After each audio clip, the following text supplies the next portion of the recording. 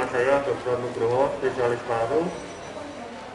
Kebetulan kami di sini sebagai dokter paru sekaligus Wakil Direktur Pelayanan Rumah Sakit Umum Daerah Tugu Rejo Semarang.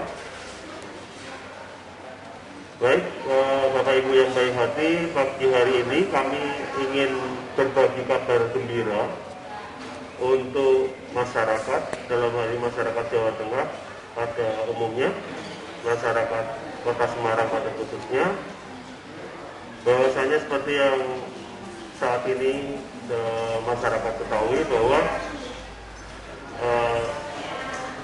saat ini kita sedang dilanda wabah COVID-19, di mana kasus COVID-19 mengalami eskalasi yang cukup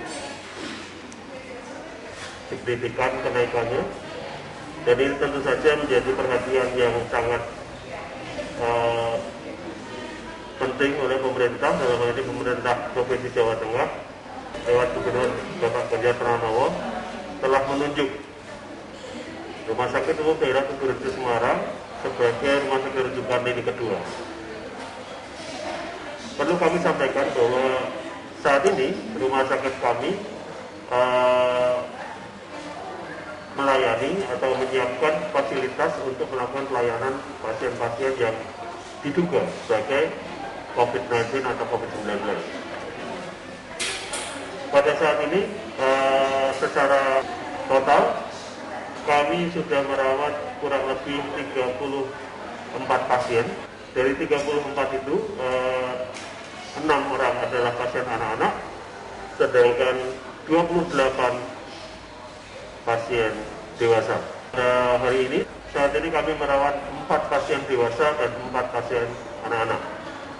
Bapak Ibu semua, pada pagi hari ini kami ingin menyampaikan bahwa ada 3 orang yang dinyatakan COVID positif.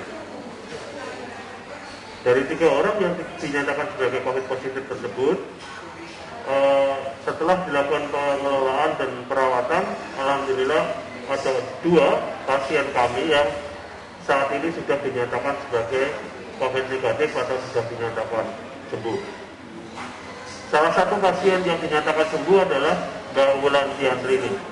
Jadi perlu kami sampaikan bahwa Mbak Wulan itu melakukan pengobatan, dan sekali lagi masyarakat harus optimis juga, harus menyampaikan informasi kepada tenaga kesehatan secara benar, sehingga pelayanan yang kita lakukan juga bisa dilakukan dengan benar juga.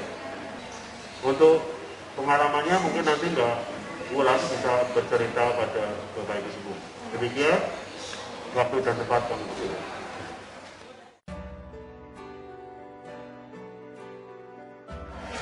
Selamat pagi, saya Wulan Diandri. Terima kasih atas tempat dan waktunya. Saya akan bercerita pengalaman saya, bagaimana saya menjadi seorang pasien yang positif COVID-19.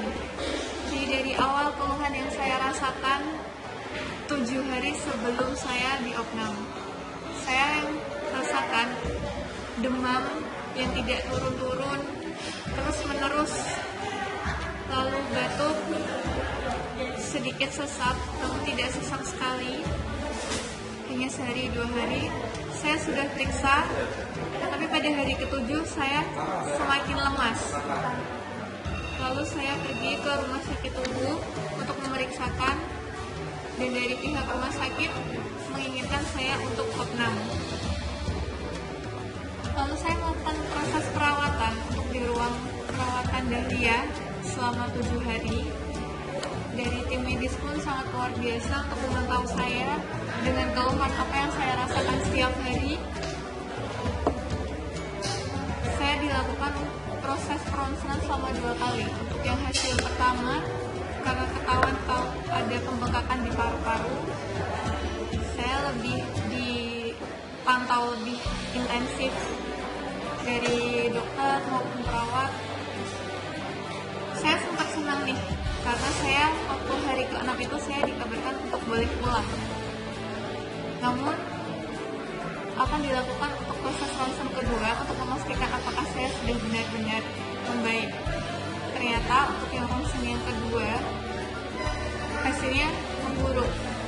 Dan saat itu saya langsung diputuskan untuk diisolasi. Sudah berpikir yang drop, jujur psikis pun terganggu karena semakin banyak hoax ataupun berita di luar sana yang kita nggak tahu kebenarannya. Berpikir bahwa virus ini tidak tahu siapa yang membawa, dari mana asalnya, kita tertular dari apa. Untuk proses perawatannya sendiri sangat luar biasa untuk tim medis dari Ubud. Terima kasih sekali. Lalu untuk himbauan sendiri, saya terhadap masyarakat untuk saat ini patuhilah peraturan dari pemerintah untuk stay at home, tetap di rumah, jangan keluar, karena itu satu-satunya harapan kita untuk memutus rantai dari virus ini. Lalu untuk dari masyarakat sendiri, bahwa COVID ini bukanlah aib ataupun hal yang harus dijadikan untuk dibully, bahkan sampai didiskriminasi di kampung. Jadi ayolah kita support buat kita bisa kok ngilangin virus itu sendiri. Kalau virus ini tuh bisa disembuhkan. Berita-berita juga yang sekarang saya dengar ada penolakan jenazah ataupun diskriminasi untuk tim medis di area lingkungan tempat tinggal. Tolonglah, tanpa mereka kita juga nggak bisa menanganin, meskipun kita bisa isolasi mandiri. Coba kalau tim medisnya ngambek, kalian ke rumah sakit terus kalian jadi nggak dirawat, kalian dibiarin. Jadi ayolah saling support buat kita bisa ngusir virus ini. Assalamualaikum warahmatullahi wabarakatuh. Saya ibunya Wulan yang kemarin dinyatakan positif dan sekarang sudah sembuh, alhamdulillah. Ingin menghimbau pada masyarakat agar semangat dan tidak takut untuk menghadapi virus ini, karena virus ini bisa disembuhkan. Mengucapkan terima kasih pada masyarakat sekitar kami yang mau mengerti, di mana saat kami diisolasi selama 14 hari, semua kebutuhan kami dipenuhi oleh mereka dengan WA gitu, oleh Bu RT, RW, dan Bu Lurah. Kami mengucapkan terima kasih, dan juga kepada Bapak Ganjar Pranowo sebagai gubernur. Kami mengucapkan banyak sekali terima kasih, karena dengan ini semua anak kami bisa sembuh.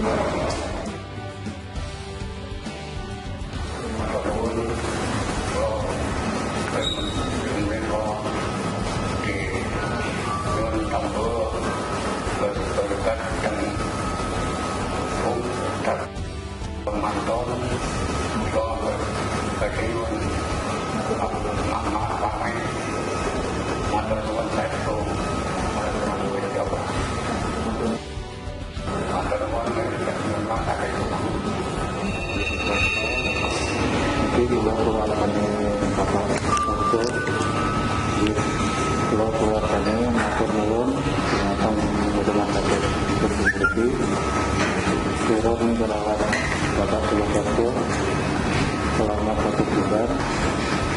Terima kasih sudah mungkin nonton, boleh langsung pulang di nonton ulun. Pihak merawat sampai di rumah. Terima kasih. Nama saya Dr. Dian Turmsi, spesialis paru. Di Rumah Sakit Umum Daerah Tugurejo ini untuk penanganan COVID dibentuk tim. Tim ini sudah bekerja sejak dari rawat jalan maupun instalasi gawat daruratnya. Jadi screening pasien yang kemungkinan terinfeksi COVID ini sudah akan dilakukan sejak dari IGD, dan tim yang terlibat hampir semua spesialisasi. Jadi lumayan lengkap kalau di Tugu untuk timnya. Dan Mbak Ulan sendiri salah satu pasien yang awal-awal kami tangani. pada saat Mbak Wulan ini pertama kali masuk di Semarang pun belum dianggap sebagai daerah dengan transmisi lokal. Jadi belum ada penularan yang terjadi di dalam kota itu dari seseorang ke orang lain. Makanya tadi seperti cerita Mbak Wulan, kenapa awalnya kok dirawat di ruang biasa, tidak diisolasi. Karena awal masuk gejalanya seperti flu, disertai pneumonia, tapi tidak didapatkan kontak yang jelas. Setelah dianamnesis ulang, ditindaklanjuti dengan serial pemeriksaan darah dan ronsen sebagai diagnos awal untuk screening, baru ketahuan bahwa Mbak Wulan bekerja di tempat yang kontak dengan banyak orang yang mobilitasnya tinggi. Jadi orang yang lalu lalang dari kota ke kota. Itu yang diduga sebagai kemungkinan penularannya di situ. Makanya begitu dari serial pemeriksaan manfaat terapi kok ada perburukan, langsung saat itu juga kami pindahkan di ruang rawat isolasi yang khusus untuk penata laksanaan COVID. Sebetulnya Mbak Wulan sendiri sebagai pasien termasuk nurut ya, nurut banget. Jadi di ruang isolasi itu sangat tidak nyaman memang, karena terputus sama sekali dari luar. Mungkin kontaknya bisa dari HP aja ya, handphone aja ke keluarga terdekat, tapi komunikasi ini enggak. Cuma ya karena nurut, alhamdulillah menjadi support kejiwaannya, jadi cepat baik. Dan obat pun masih bisa diterima semua oleh Mbak Wulan, jadi tidak ada alergi atau penolakan atau efek samping yang muncul dari pemberian terapi untuk COVID-19 ini. Yang menjadi alasan juga kenapa kemarin Mbak Wulan bisa pulang cepat, ya karena kondisinya semakin membaik selama seminggu perawatan. Jadi walaupun belum keluar hasil dinyatakan negatif, dan juga karena baik Mbak Wulan maupun keluarga nurut siap untuk isolasi mandiri di rumah, kemarin akhirnya kooperatif ya, jadi diizinkan pulang untuk pengobatan di rumah sambil kami awasi. Itu sangat penting karena pengobatan akan jauh lebih baik daripada tetap di ruang isolasi dan pasiennya stres. Baik, Bapak Ibu semua, demikian yang bisa kami sampaikan tentang pengalaman dan testimoni dari penderita COVID-19 yang alhamdulillah saat ini sudah sembuh. Kami berharap apa yang kami sampaikan bisa memberikan gambaran kepada masyarakat luas tentang penata laksanaan COVID, dan bahwasanya COVID-19 ini harus kita hadapi dengan sebaik-baiknya. Ikuti aturan dari pemerintah, stay at home, tetap tinggal di rumah. Kemudian bagi yang mengalami gejala-gejala yang mengarah pada COVID seperti demam tinggi, kemudian batuk, pilek, bahkan sesak, silakan untuk datang ke rumah sakit untuk memeriksakan diri, dan jangan berikan keterangan yang tidak benar. Berikanlah keterangan sebenar-benarnya, dan itu nanti akan membantu panjenengan, membantu Anda untuk proses pemeriksaan dan pengobatan lebih lanjut. Demikian dari kami, semoga bermanfaat. Billahi taufiq wal hidayah. Wassalamualaikum warahmatullahi wabarakatuh.